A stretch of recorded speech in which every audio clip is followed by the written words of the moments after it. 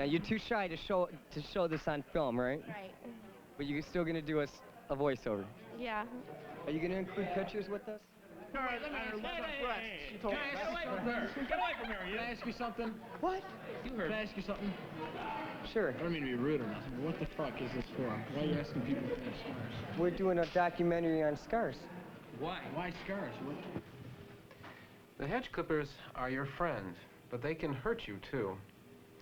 When I was 14 years old, I was trimming hedges for my parents at their home when I happened to cut open the first and second finger of my left hand with the hedge clippers. These are the hedge clippers here, actual size.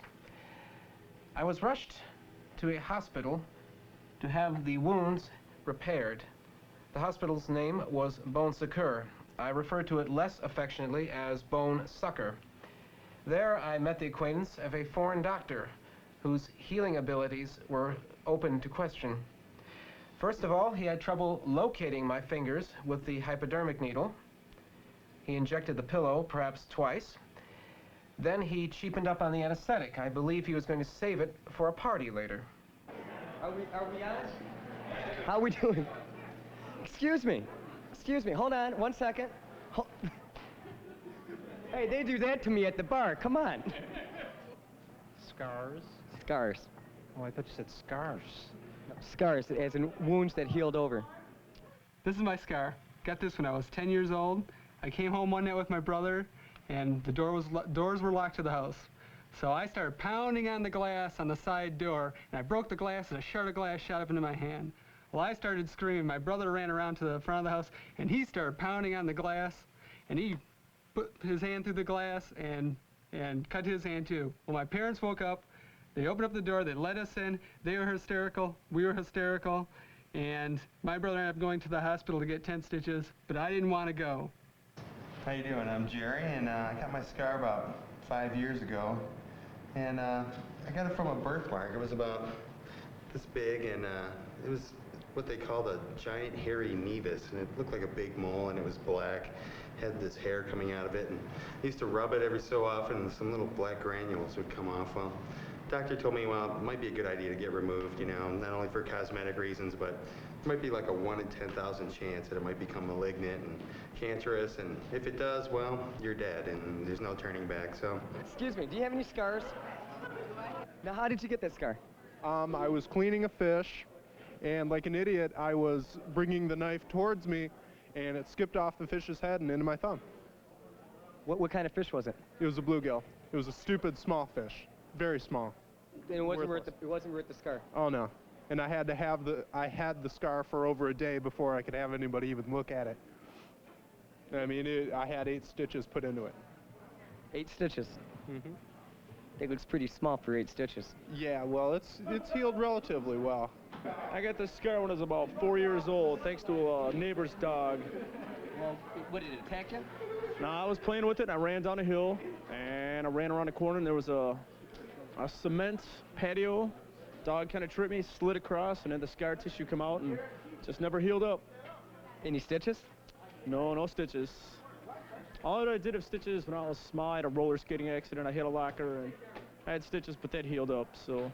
The tragedies of learning to roller skate.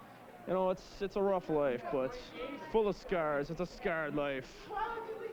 I was about 9 years old, and me and my friend are out playing. We're climbing on this fence. I was climbing over this fence, and I slipped. I fell. It was a chain link fence. It was like turned upside down, and it had the barbs on top instead of on the ground, on the underneath side like they're supposed to be. So I thought I caught my shirt, you know, and I'm trying to unhook myself, and I look up, and there's all this blue stuff. I tore my arm right open, all this blue stuff coming out. And I kind of got down off the fence, and I put my arm in there, and it freaked me out. So I go running home. Luckily, I was only about, you know, 1/10 of a mile from my house, and I go running home. And with my hand under my arm like this, and I'm running, and I'm like screaming. I'm thinking all this, the world's coming to an end, you know? You're 9 years old, and all this shit coming out of your arm. I remember when I went in for the operation, the doctors came into my operating room, and they were saying to me, yeah, you know, it's not big enough to make a wallet out of, but I think we can make a belt buckle or something. And so I got a little chuckle out of that. And so I went to the operating room, and I remember they were playing the Police and said, hey, how you doing, Doc? And we sat down there, and they gave me a big injection full of Valium, and I was laying there getting kind of dizzy, and they said, "Mr. Schmidt," and I said, "Yeah." I put my head up, and they said, "Well, give him another." So I went back under, and after a while, I was still feeling fine, and they just went along with it, and I could feel them shaving my cheek back here to take off part of the skin graft. And after that, I had a big pink rectangle on my butt there. And wasn't very attractive either. And so they sewed that piece of ass onto my back. Halfway through the operation, the anesthetic wore off, and I could feel the suture needle as he drove it into my finger to thread and close the wound. This is the suture needle, actual size. Well, it hurt, and I'm scared. So we get to the hospital, and I'm sitting in the emergency ward, and finally they admit me and they put me on a gurney, and I'm laying back down. And it was like the first time that they take the rag away, and it was the first time I saw it. I look over, I see this big hole in my arm, and I just kind of looked the other way. I was kind of shocked, and the nurse saw that, so she puts this towel over my arm, so I can't look. And then so I started to calm down a little bit, and then the doctor's in there, and the nurse is there, and they start putting some anesthesia on it, and they're poking this needle around inside the wound, and I'm like, hold on, what's going on? And then it starts numbing out, so I calm down. When it starts numbing out, I kind of calm down, and then they come in there, the doctor takes his needle and thread and just starts sewing it up, just like old shirt, just sews it right up. I could see the reflection of his glasses as he's working, and I just kind of sat back and calmed down. 10 stitches, though. Sewed my arm right up, 10 stitches. I got one here from jumping off a swimming pool, one across here from a dog bit me. My legs are all scarred up from a car accident that I rolled. It's about all well, on my wrist too. How'd you get the one on your wrist? I don't want to explain that. How did you get that scar right there? I don't know, when I was a kid, probably tripped on the sidewalk or something, I don't know. You have no memory of it? No, not really. It was kind of an old scar, Can you show us the scar that you know how you got it? Let's see. Oh, yeah. I got one on my hand.